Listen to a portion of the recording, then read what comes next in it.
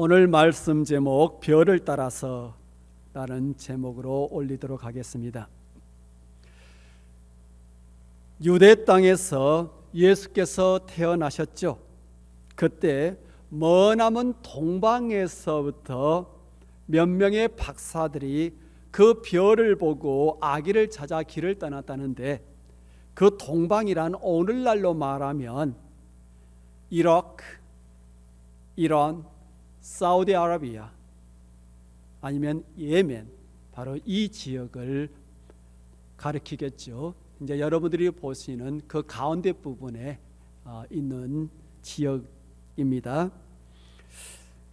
그런데 혹시 그 당시 유대 지역에서 태어난 아기를 뵙고자 몇 명의 박사들이 찾아왔는지 그걸 알고 계시나요? 몇 명의 박사들이 찾아왔죠? 몇 명요? 네, 3명. 아주 자신 있게 3명이라고 말씀을 하셨습니다. 그런데 그 숫자가 확실합니까? 아니요. 만약에 3명이라고 여러분들이 확신한다면 어디서 그 근거를 찾으셨습니까? 성경을 보니까 성경이 그렇게 말을 하더라. 그러면 저의 질문은 이렇게 나오죠. 성경 어느 부분에서 찾으셨습니까? 성경 어느 부분이 3명의 박사들이 예루살렘에 왔다고 말을 하고 있습니까?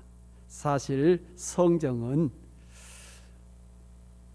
세 박사들, 세 왕들, 이러한 정확한 숫자를 우리들에게 알려주고 있지 않지요. 그렇다면 왜 우리가 3명이라고 생각을 하는 것일까?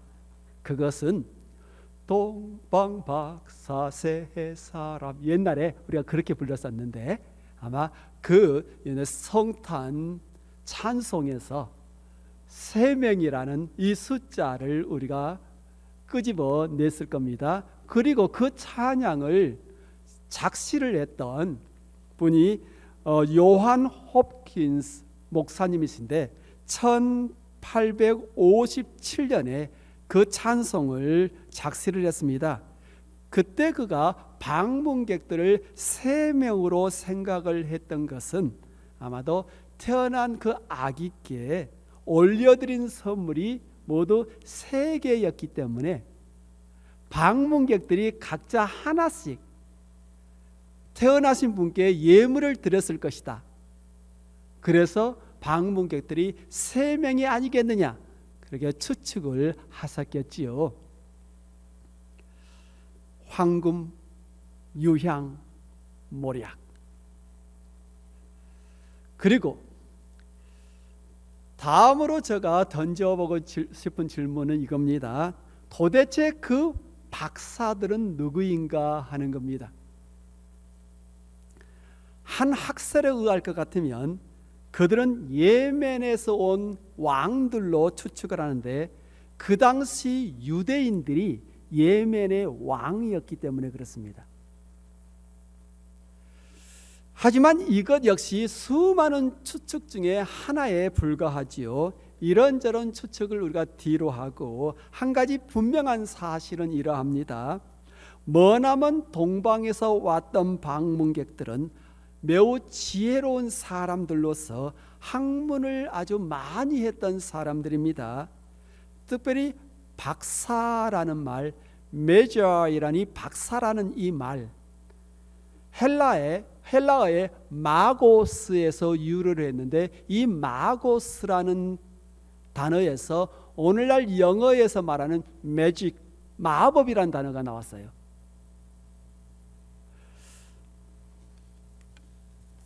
어느 날 밤 박사들이 유대 지역 하늘에서 떠오른 이상한 밝은 별 하나를 보고서 그것이 위대한 한 왕이 수련을 한 것이 아닌가, 그렇게 생각을 하게 되죠. 그래서 우여곡절 끝에 그들이 여행을 해서 예루살렘에 도착을 하고서 곧바로 예루살렘에 있는 헤롯 왕궁을 찾아가서 이렇게 다짜고짜 묻습니다. 유대인의 왕으로 나신 이가 어디 계시냐? 우리가 동방에서 그의 별을 보고 그에게 경배하려 왔노라. 자, 박사들이 가져온 이 소식은 온 예루살렘을 몹시 소란스럽게 만들었고 헤롯 왕도 마찬가지로 무척 당혹스럽게 되었습니다.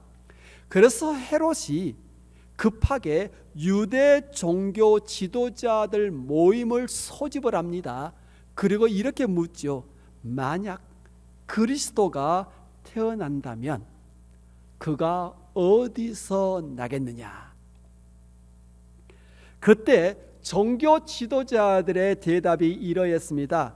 유대 베들레헴이오니 이는 선지자로 이렇게 기록된 바, 또 유대 땅 베들레헴아 너는 유대 고을 중에서 가장 작지 아니하도다. 내게서 한 다스리는 자가 나와서 내 백성 이스라엘의 목자가 되리라 하였음이니이다. 미가서에 나온 말씀이에요. 종교 지도자들의 화답을 들은 헤롯이 동방에서 온 박사들을 비밀리에 불러가지고 그 아기가 태어난 곳을 찾아서 그 장소를 자신에게 보고를 하라고 명했습니다. 그런데 헤롯이 그 아기가 태어난 장소를 알고자 한 것은 그 아기에게 찾아가서 그에게 경배를 하려고 했던 것이 아니고 그를 죽여 없애려고 했던 거죠. 태어난 아기가 훗날 유대인들의 왕이 되어서 헤롯 자신의 왕자를 빼앗아 갈 것이다 라는 두려움 때문에 그랬던 겁니다. 한편으로 헤롯 왕을 알선하고서 박사들이 궁을 빠져나와서 다시 길을 가기를 시작합니다. 그때 동방에서 보았던 그 별이 다시 그들 위에 나타났어요. 참고로 그 별이 그들이 동방에서부터 예루살렘까지 오는데 계속적으로 그들의 길을 인도했던 게 아니에요. 그 별은 예수께서 태어나셨던 그날 떠올랐습니다. 그리고 그 별은 사라졌던 거예요. 그래서 동방 박사들은 그 별이 또 올라오는 지역이 유대 지역이라는 것을 알고서 유대 지역으로 길을 떠났던 거지요. 곧 그들은 그 별이 없이 유대 지역으로, 그 별이 가르쳐 준 곳이 유대 지역이었으니까 유대 지역으로 그들은 길을 갔습니다. 그런데 그만 그들이 엉뚱한 곳에 도착을 하고 말았지요. 헤롯 왕궁을 빠져나오니까 다시 그 별이 반짝 빛을 발하며 그들 위에 나타난 거예요. 얼마나 기뻤겠어요. 그죠? 길을 잃었는데 다시 그 별이 나타난 거예요. 그리고 더 놀라운 것은 그 별이 그들의 앞길을 계속적으로 인도를 해주더라는 거예요. 그리고 그 아기가 있는 그 집 위에 별이 멈췄습니다. 그래서 집으로 들어가서 태어난 그 아기를 배웠고 박사들은 준비해 왔던 예물을 그에게 드렸습니다. 물론 그 예물들 아기에게는 좀 생뚱맞은 그러한 예물들이었어요. 그 예물들 아기를 덮거나 감싸는 데 쓰는 포대기도 아니었고 아기의 기저귀도 아니었고 또한 우유 분말도 아니었어요. 더군다나 아기가 즐겨 가질 수 있는 장난감도 아니었습니다.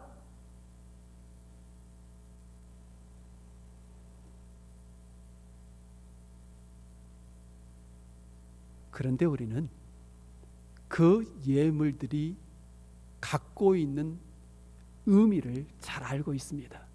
그죠? 황금과 유향과 모략, 그 예물들은 태어나신 그 아기가 앞으로 어떠한 존재가 될 것인지를 사실 상징적으로 가르쳐 주고 있었거든요. 예를 들어서 황금, 예수께서 왕 중에 왕으로 태어나셨기 때문이죠. 왕이 쓰는 황금관. 그리고 두 번째, 유향. 예수께서 모든 만민의 대제사장으로 오셨기 때문이죠. 향기로운 향을 올려드리는 그 유향. 세 번째로 모략입니다. 예수께서 자기 백성을 위해 고난당하시고 죽임을 당할 구원자, 그 선지자, 예언자였기 때문이죠. 그래서 그 시신의 발을 모략. 아기 왕께 예물을 올려드린 박사들은 이제 곧바로 헤롯 왕궁으로 가서 헤롯에게 아기가 어디에 있는지를 알리려고 했습니다. 그런데 그날 밤 꿈속에 하나님께서 그들에게 나타나서 헤롯에게로 돌아가지 말라라는 명령을 받게 됩니다. 그래서 그들이 길을 돌아서 자신들의 고국으로 되돌아가고 맙니다. 이렇게 볼 때 하나님께서 자신의 독생자이자 또한 온 인류의 메시아이신 예수님을 헤롯의 시퍼런 칼날로부터 지켜 보호해 주셨던 거죠. 그죠? 오늘 이 본문 이야기에서 우리는 수많은 것들을 생각을 해볼 수 있습니다. 그런데 시간 관계상 단 하나에 제가 초점을 모아보려고 합니다. 그것은 바로 동방에서 온 박사들이 왜 예루살렘에 있는 헤롯 왕궁으로 곧바로 찾아갔느냐라는 겁니다. 물론 그들은 왕이 태어났다면 태어난 아기는 왕궁에서 태어날 것이다 라고 생각을 했던 거죠. 그죠?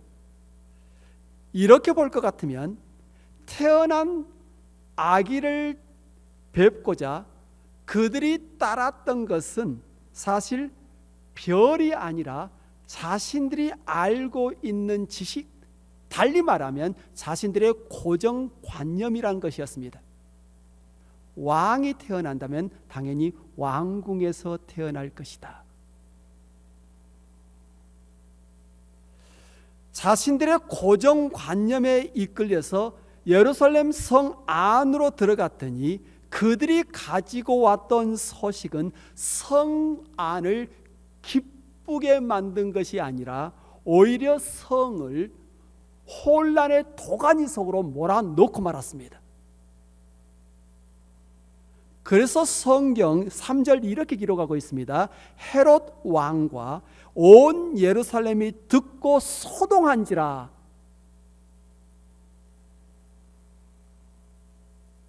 좋은 소식은 기쁨으로 사람들을 안내를 해야 되는데 오히려 그 소식이 사람들을 혼돈 속으로 소란 속으로 몰아넣었다라는 거예요.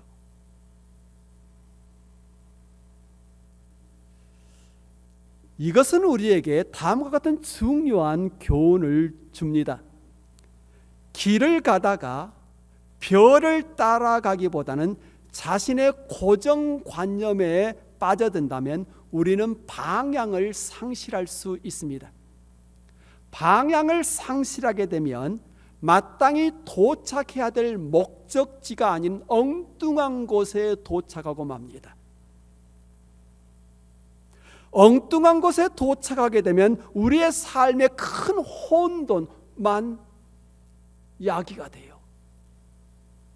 열심히 삶을 살았는데, 열심히 길을 갔는데 그 끝이 기쁨이 아닌 거예요. 케이아스, 혼돈.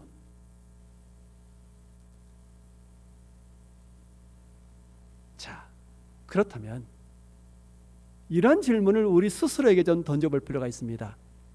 우리는 별을 따르는 자들인가, 아니면 고정관념에 사로잡혀 살아가는 자들인가? 과연 나의 삶은 별을 따르는 것인가, 아니면 자신의 성공, 명예를 쫓는 삶인가? 나의 삶은 별의 안내를 받는 것인가, 아니면 나의 생각에 사로잡혀 살아가는 것인가? 우리는 별을 따르는 자들인가요? 저는 우리 모두가 그렇습니다라고 자신 있게 화답을 할 수 있었으면 좋겠습니다.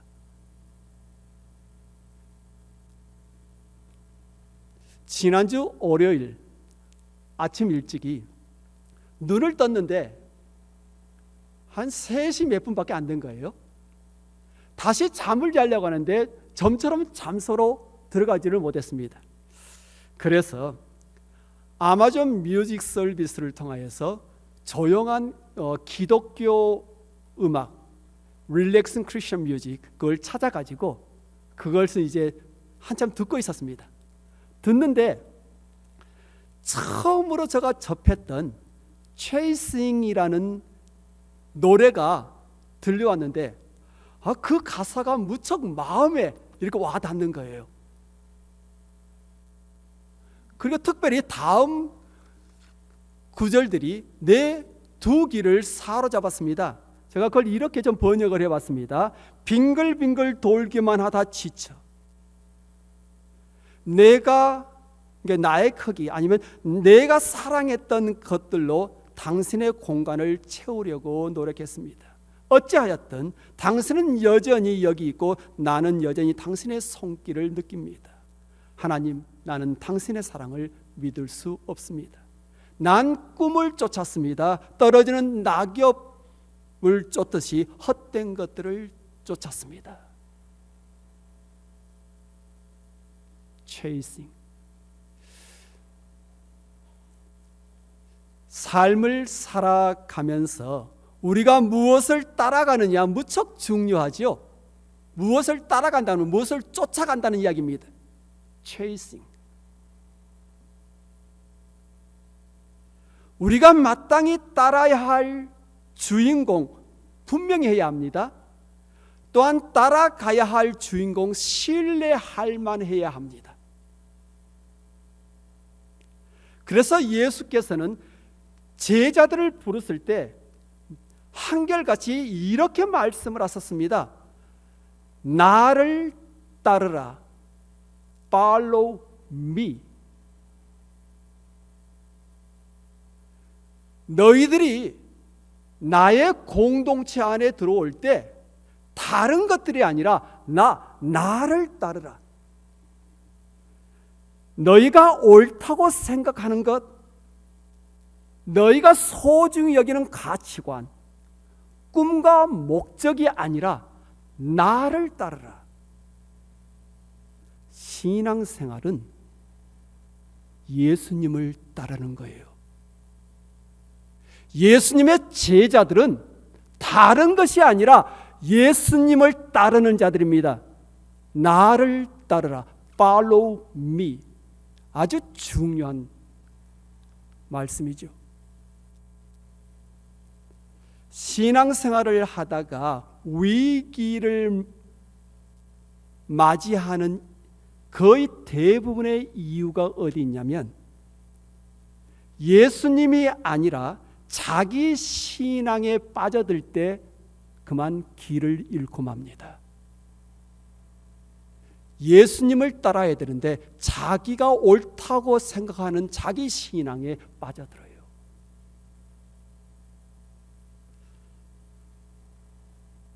동방 박사들은 처음엔 그 별이 가르쳐줬던 그 안내를 사실 잘 받았습니다. 하지만 길을 가다가 그만 자신들의 고정관념에 빠져들었고, 그 고정관념은 그들을 예수님이 태어나신 곳이 아니라 예루살렘으로 헤롯 왕궁으로 이끌었습니다. 그래서 그들이 목격한 것은 태어나신 아기 왕이 아니라 예루살렘 안에서 일어난 큰 소동이었습니다. 그리고 사실 예루살렘을 소동시켰던 장본인들이 박사들 자신들이었어요. 그들의 그릇된 생각이 예루살렘을 소동의 도가니로 몰아넣었던 거지요. 많이들 그릇된 고정관념, 그릇된 신앙에 사로잡히게 되면 공동체를 아주 혼란 속으로 몰아넣는 경우가 흔하잖아요.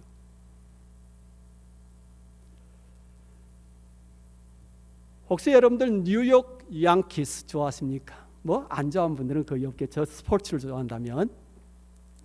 뉴욕 양키스의 요기 베라라는 아주 레전드가 있는데, 전설적인 선수가 있는데, 그는 18번이나 올스타전에 참가를 했고요, 14번 월드 시리즈에 갔는데 14번에서 10번 우승을 했습니다.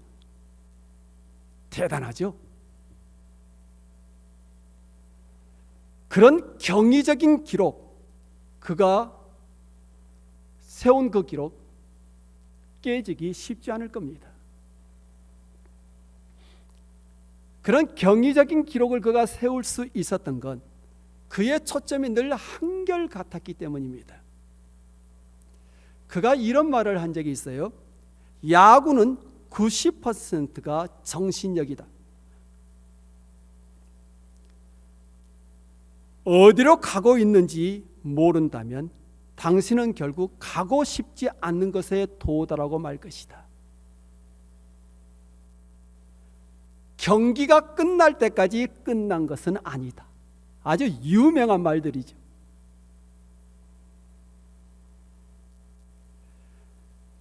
그의 생의 초점, 곧 그가 따랐던 별은 늘 한결같았죠. 그렇다면 우리의 별은 도대체 무엇일까? 성도 여러분, 우리가 쫓아가야 될 별은 무엇입니까? 물론 그 별은 예수 그리스도이겠지요. 그 별에 관하여 사도 요한이 이렇게 말씀을 한 바가 있습니다. 참 빛, 곧 세상에 와서 각 사람에게 비추는 빛이 있었나니. 빛, the light, 곧 the star. 그 빛이 세상에 왔다. 세상에 와서 세상을 비췄다 그러거든요.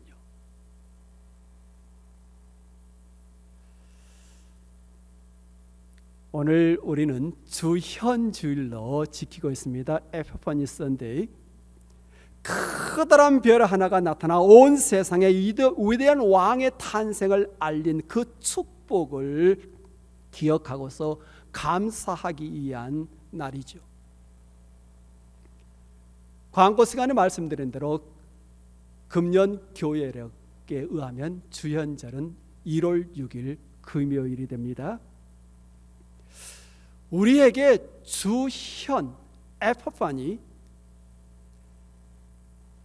주현의 축복이 임했으면 좋겠습니다. 무슨 말이냐면 우리에게 하나님께서 새로운 시각, 새로운 깨달음을 허락하셔서 금년 우리 모두가 흔들림이 없이 꾸준히 별을 따라가는 신앙의 여정이 되었으면 좋겠습니다. 달리 말해서 하나님의 인도하심 가운데 우리가 하나님을 좀 더 깊게 알고 예수 그리스도를 좀 더 깊게 경험을 하고 우리의 삶을 좀 더 깊게 관찰하면서 삶의 방향과 목적이 분명했으면 좋겠습니다.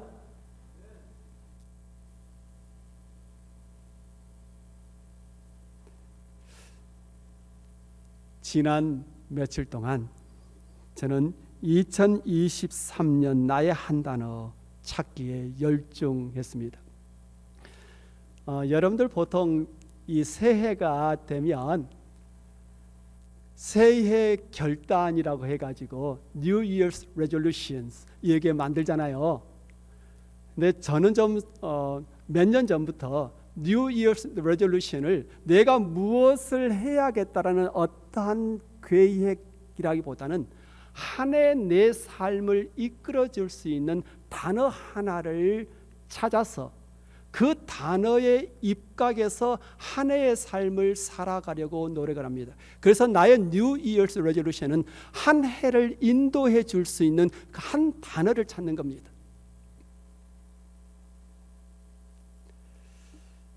그리고 기도하면서 그 한 단어를 찾다가 closely라는 단어를 제가 선택을 했습니다. closely. 참고로 제가 그러한 이 New Year's Resolution을 만들게 됐던 이유가 뭐냐면 한 10년 전에 제가 이 책을 구입을 했습니다. The One Thing, 한 가지, 오직 한 가지라는 겁니다. 이 책을 읽다가 보니까 The One Thing을 그냥 The One Word, 한 단어라고 마침 만들면 좋지 않을까. 그리고 그 한 단어를 내 삶의 초점으로 잡고 그 초점에 따라서 내가 생각을 하고 어떤 계획을 세우고 그 계획이 이루어지고 있는지 끊임없이 관찰을 하고 그러면 참 도움이 되겠다. 그래서 The One Thing을 The One Word로 제가 바꿨습니다. 한 단어. 그래서 내가 말하는 closely라는 이 단어는 친밀하게, 우리 지금 표에 나와 있는 이 단어 여기서 제가 잡은 겁니다. closely, 친밀하게, 가깝게, 이란 의미뿐만 아니라 자세하게, 또한 진지하게, 이란 의미를 제가 부여를 한 겁니다. 그래서 closely를 2023년을 위한 나의 한 단어로 선택했기에 2023년 동안 그 단어에 맞게 살아가려고 힘쓸 겁니다. 금년 한 해 동안 내 자신이 어떻게 예수님과 더욱 친밀하게 길을 동행할 것인지 좀 더 진지하게 생각을 하고 좀 더 구체적으로 계획을 세울 것인지, 그래서 내가 하는 모든 일들이 궁극적으로 예수님과 친밀하게 동행하는 데 도움이 되도록 할 겁니다. 이것을 저의 목회에 적용하면 이렇습니다. 우리 교회의 비전, 예수님과 친밀하게 동행하면서 지역사회를 섬기는 교회, 곧 교회가 비전을 성취할 수 있도록 목회자로서 교회의 모든 계획과 결정을 더욱 자세하게, 진지하게, 좀 더 구체적으로 바라보게 될 겁니다. closely.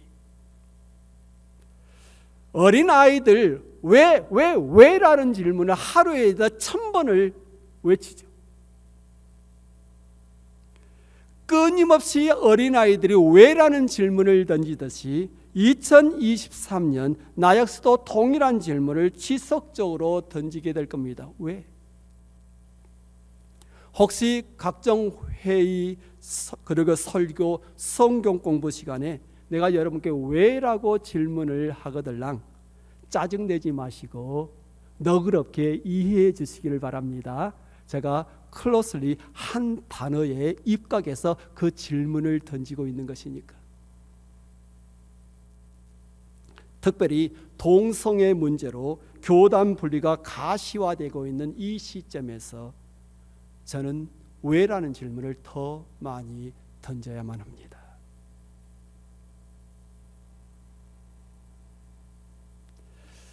저의 질문은 이렇게 나오게 될 겁니다. 우리가 누구와 길을 걷는 것인가? 왜 그와 함께 길을 걷는 것인가?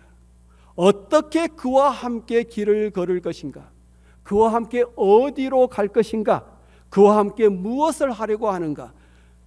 어떻게 하면 길을 동행하면서 그분을 좀 더 깊게 알고 그분의 합한 공동체가 될 것인가?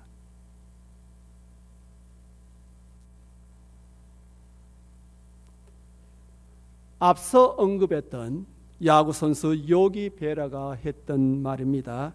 내일은 지금껏 존재했던 것과 전혀 다를 것이다.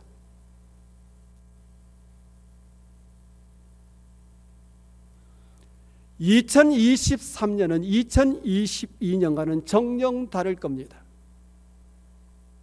2023년은 새로운 한 해입니다. A new beginning, 새로운, 전혀 새로운 한 해. 하나님과 더불어 새롭게 빚어가야 될 축복된 시간일 겁니다. 그리고 하나님께서 주신 그 한 단어가 맞이하게 될 새해의 방향과 목적이 더욱 분명하고 더욱 의미 있고 알차게 인도해 주리라 그렇게 믿습니다. 앞서 제가 소개했던 Chasing이라는 그 노래, 바로 그 뒷부분 이렇게 이어집니다. 난 꿈을 쫓았습니다. 떨어지는 낙엽을 쫓듯이 나는 헛된 것들을 쫓고 있었습니다. 그러나 이 모든 시간 주님, 나를 쫓아오신 분은 주님이셨습니다. 나를 향한 주님의 사랑만큼 주님을 향한 나의 사랑도 커지기를 원합니다. 우리는 많이들 흔히들 우리가 예수님을 쫓는다고 생각하는데요, 천만의 말씀입니다. 예수께서 우리를 쫓으세요. 우리가 예수님의 말씀에 순종하려고 하는 것 같은데 사실은 예수께서 우리가 예수님의 말씀에 순종하도록 우리를 인도를 하십니다. 그래서 우리를 쫓은 것은 사실은 예수님이세요. 하나님께 합한 자가 될 수 있도록 우리를 인도를 하십니다.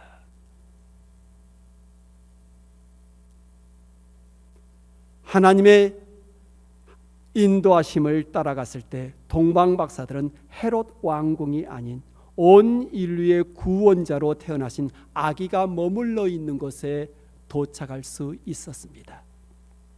그와 마찬가지로 하나님께서 계시하신 그 별, 그 축복의 단어를 꾸준히 따르고자 하기에 2023년 우리는 올바른 방향으로 갈 수 있을 겁니다. 우리 모두에게 에피파니 이벤트, 주현의 경험이 있었으면 좋겠습니다. 그러니까 이 빛이 쫙 비치는, 즉 하나님께서 보여주신 별이 우리의 앞길을 활짝 비춰주기를 원합니다. 그래서 2023년 우리가 그 빛을 열심히 따라가기를 원합니다. 더 나아가서 우리가 그 빛의 주인을 만나 그에게 경배하고 그와 함께 길을 동행하면서 영적으로 더욱더 깊어져 가고 그분을 기쁘시게 해드릴 수 있는 교회로 성숙해 갈 수 있기를 주의 이름으로 축원합니다. 함께 기도하겠습니다. 주 하나님, 동방에서 왔던 그 박사들, 그 길을 비추어 주었던 것처럼 2023년 우리의 길을 주께서 친히 비추어 주시기를 원합니다. 주께서 우리의 길을 인도하시기를 원합니다. 물론 그러하기 위해서 우리가 주의 인도하심이 어디에 있는 것인지, 우리를 어떻게 인도하고 계시는지 우리가 좀 더 민감하기를 원합니다. 더욱더 열심히 기도하고 주께서 말씀하신 바를 우리가 정확하게 분별을 해서 주께서 원하시는 길로 잘 따라갈 수 있기를 원합니다. 주 예수 그리스도 이름으로 기도합니다. 아멘.